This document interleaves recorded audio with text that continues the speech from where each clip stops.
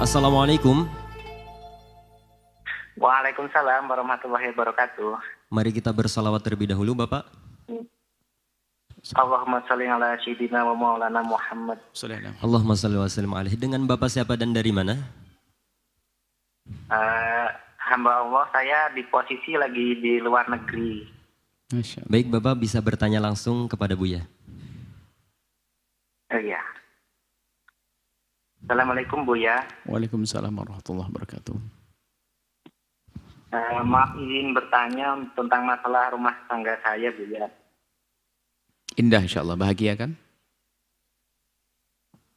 Saya sudah menikah 5 tahun dan dikaruniai anak perempuan usia 3 tahun. Posisi kami semua sekarang di luar negeri Buya. Bulan April kemarin istri meminta cerai dan ternyata ketahuan selingkuh dengan seorang TKI. Istri Anda di mana? Istri Anda satu kota atau beda kota? Satu negeri atau beda negeri? Awalnya satu kota satu rumah Buya. Terus?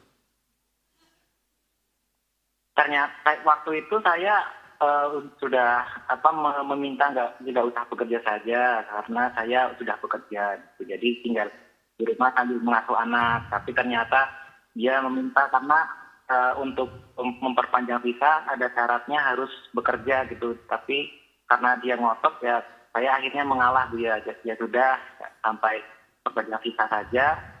Setelah itu nggak usah bekerja lagi karena saya merasa sudah mampu dengan penghasilan saya di sini.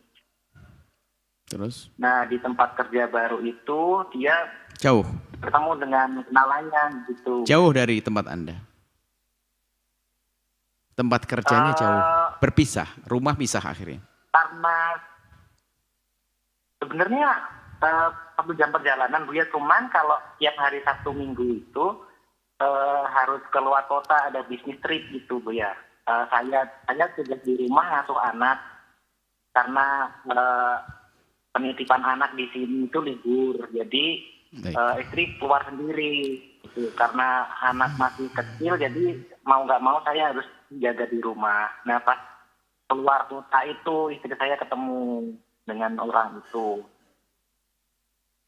Pasti itu isu atau fitnah atau serius? Anda lihat bagaimana Anda berita? Udah ada buktinya Buya. Apa? Pada pertengahan Mei WA?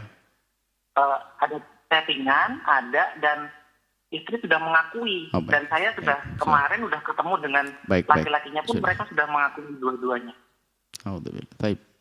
Baik, cukup. Pada pertengahan Mei waktu itu istri meninggalkan rumah dan tinggal di kota yang jaraknya sekitar 500 meter dari tempat awal kami tinggal. Baik. Yang ternyata kontrakan itu difasilitasi oleh selingkuhan istri. Baik. Sudah, cukup saya paham. Sekarang apa yang Anda tanyakan? Apa yang Anda tanyakan? Pertengahan Juni ini istri melayangkan gugatan ke pengadilan dan jadwal sidang pertamanya masih 22 Desember. Tapi beberapa mulai bulan Juli kalau nggak salah. Anda laki-laki? Anda laki-laki serius? Anda laki-laki? Gimana Bu ya? Anda laki-laki, seorang suami? Ya. Laki-laki, punya cemburu? Iya. Punya cemburu? Punya Bu ya. Baik. Saya akan jadikan laki-laki serius. Ayo.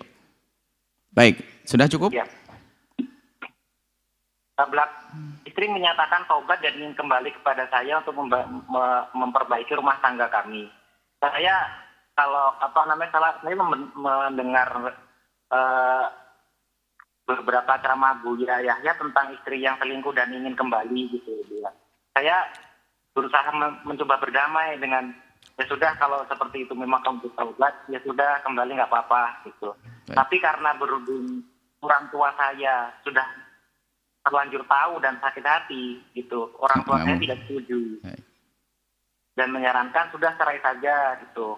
Tapi saya karena ingin seperti yang Buya Yahya katakan menjadi suami yang istimewa, ingin menuntun istri kembali ke jalan yang benar dan ada anak juga yang masih berusia 3 tahun. Baik. Anak perempuan saya jadi bingung ya ingin memperbaiki atau ikut orang tua saja gitu ya.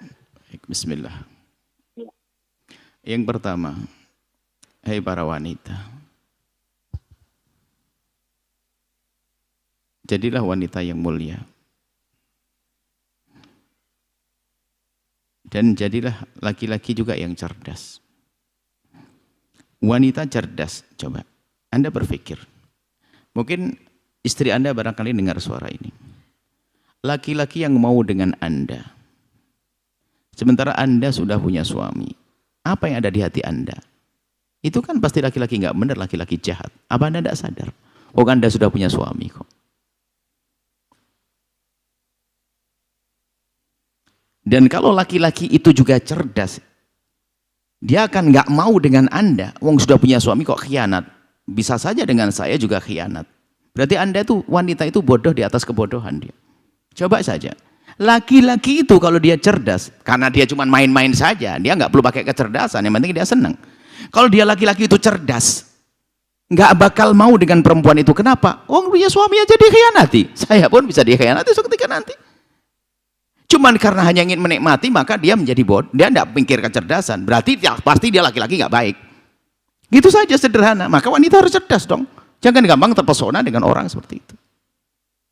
Kecuali dia memang misalnya orang yang janda. Lalu ada orang melamar. Ini sudah punya suami. Berarti jelas laki-laki itu laki-laki yang benar. Biarpun katanya aku cinta, aku sayang dan sebagainya. Loh, berarti kalau tidak dia itu ingin merusak, tapi dia bodoh, bebel. Laki-laki bebel dia. Sudah jelas perempuan pengkhianat. Masa laki-laki cerdas mau nikah dengan pengkhianat? Memang jiwa perempuan pengkhianat. Nanti saya juga lihat ini nggak bakal mau. Paham nih? Coba wanita itu cerdas lah. Jangan gampang. Kita sering menemukan perselingkuhan lah, perempuan tiba-tiba terpesona dengan ini dan sebagainya. Laki-laki itu kalau tidak dia dungu, bebel, laki-laki itu adalah dia ingin merusak. Dua-duanya nggak baik buat Anda, hai perempuan. Pahami itu. Bagaimana? Kalau dia cerdas berarti hanya ingin merusak Anda, bukan ingin mengambil Anda. Kalau dia bebel, orang bebel kenapa harus nikah dengan dia? Dia bahlul dia, tidak ngerti kalau Anda ini adalah telah berkhianat. Gitu loh maksudnya. Jadi perempuan harus cerdas dong, jangan gampang. Na'udzubillah. Kemudian rumah tangga yang halal ada Allah, ada Rasulnya, ada ridho Allah. Jangan gampang terpesona. Kalau masalah kadang-kadang kita terpesona dan sebagainya, itu kan memang godaan sebagai manusia yang punya syahwat. Tahan dong, sampai suatu ketika ada orang dia takut pada Allah. Iya Buya, kenapa setiap dia yang WA saya berdebar-debar, tapi dia suami saya WA saya tidak berdebar-debar. Awas, ada setan di balik handphonemu. Harus tutup. Ini pengakuan wanita yang punya masalah. Ditelepon sama orang baru yang dikenal itu beda. Bergetar dia gini, tapi sama suaminya biasa saja. Anda begitu. Berarti awas, setan sudah mulai masuk ke hati. Fahami itu setan. Jangan dituruti, dinikmati. Urusan syahwat dinikmati. Akhirnya betul selingkuh, na'udzubillah. Kezinaan, zina. Kalau seandainya Anda hukum, diterapkan Islam, hukum, dirajam sampai mati nanti. Tolong hai wanita cerdas lah. Dan juga hai suami. Suami itu harus, laki-laki ya laki-laki. Ada ketegasan. Laki-laki harus gini artinya. Kalau melihat istri punya permasalahan apa saja ya, apakah marah, emosi, segala macam. Apalagi yang semacam itu, jadi tetap harus ngoreksi diri sendiri. Bukan membenarkan istri juga, tidak. Jadi yang harus paham, suami kan punya kewajiban mengayomi dan sebagainya. Maka jangan gampang mudah melepas istri. Tambahkan tingkat pengabdianmu, pelayananmu, kasih sayangmu dan seterusnya. Kemudian dekatkan juga kepada Allah agar mereka takut kepada Allah. Ya, jangan sampai sudah terlanjur nyesel. Suami cuman ini, Anda suami hebat. Jika ternyata istri Anda serius ingin tobat, ingin kembali. Nggak, sebelumnya, gini. Jika ada permasalahan, jangan gampang nyebar ke siapa-siapa. Karena barangkali nanti akan ada damai. Sebab kalau sudah berita itu kemana-mana, kita mau damai susah. Karena sudah telah banyak yang ikut campur. Jadi jangan gampang cerita deh. Laki-laki gampang curhatan. Semuanya dicurhatin. Anda bukan laki-laki. Apakah perempuan begitu? Ya perempuan baik, jangan gampang curhatan deh. Dikit-dikit cerita sama tetangga. Cerita deh Pak. Pakai di status apa DP itu saya tidak paham itu. Status DP. Sudah ketahuan nih lagi marah sama suaminya. Ketahuan tuh. Na'udzubillah. Jadi jangan begitu. Nah, suami, istri kalau ada permasalahan, jangan sampai anak juga tahu, mertua tahu, selesaikan dulu. Kalau harus melalui orang, jangan orang yang ada hubungan emosi, cinta, ada emosi, ada cinta, urusan cinta kepada Anda. Cinta maksudnya cinta bapak, ibu. Maka kalau Anda punya masalah, ceritakan kepada seorang alim yang bakal bisa menengahi. Maka termasuk nasihat kepada pengantin-pengantin baru, kalau kamu punya masalah jangan ngadu ke ibumu ya nak ya. Nanti ibumu terlanjur marah sama mantunya dilabrak, mantunya jadi tidak seneng, kacau, kamunya tak taunya besok sudah ketawa-ketawa. Ibumu masih belum akur. Nah, jangan gampang cerita. Apalagi ke orang tua. Sebab orang tuamu akan selalu memihak kepadamu dengan kasih sayang dan cinta kepadamu karena beliau yang merawatmu dari kecil. Sehingga yang langsung dilabrak mantunya. Sementara mantu itu adalah selalu kikuk dengan mertua, apalagi dimarahi, tambah enak, tambah gak enak nanti. Jadi jangan gampang cerita. Ya kayak ini yang ceritakan. Karena gampang cerita, ya sudah akhirnya orang tuanya tahu. Setelah orang tuanya tahu, di saat mau damai susah. Baik, harapan Buya adalah, kalau Anda masih siap tambah dan istri Anda kelihatan serius, jujur dan benar, terimalah dia untuk tobat. Karena ada anak di dalamnya. Dan kepada istri semoga mendengar suara ini, takutlah kepada Allah. Takutlah kepada Allah. Jangan biasa dengan kehinaan. Tapi ingin Allah Maha Pengampun, segera kembali kepada Allah. Adapun urusan orang tua Anda, jika memang belum bisa luluh, mungkin kami bisa membantu untuk ngajak bicara dalam hal ini. Ya.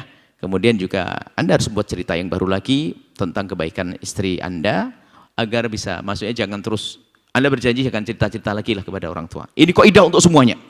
Kalau punya masalah rumah tangga, jangan mudah diceritakan kepada orang tua kita. Kalau Anda ingin punya solusi karena berat sekali, cari orang bijak yang bisa menjadi penengah. Kalau ternyata ada apa-apa, tidak akan meninggalkan kesan kebencian. Kalau orang tua kita begitu cintanya kepada kita, dia akan marah dengan pasangan kita. Dan itu juga awal ketidaknyamanan dalam hidup. Sehingga suami diajak ke rumah ibunya, mertuanya nggak mau. Mending di pinggir jalan ngantarin, kamu pulang dia.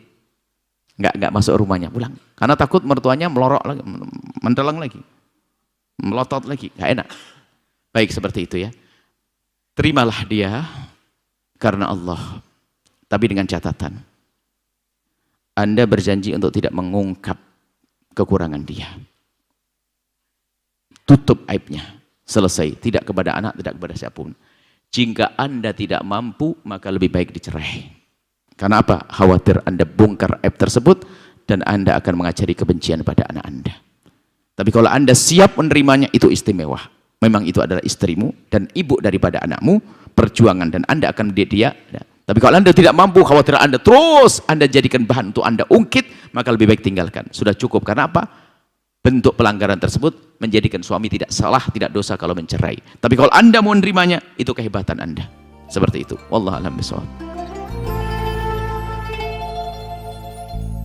Sahabat Al-Bahjah TV, setelah menyaksikan video ini, jangan lupa bersolawat kepada baginda Nabi Muhammad. Shollu ala Nabi Muhammad. Allahumma sholli alaihi wa ala alihi wa sahbihi.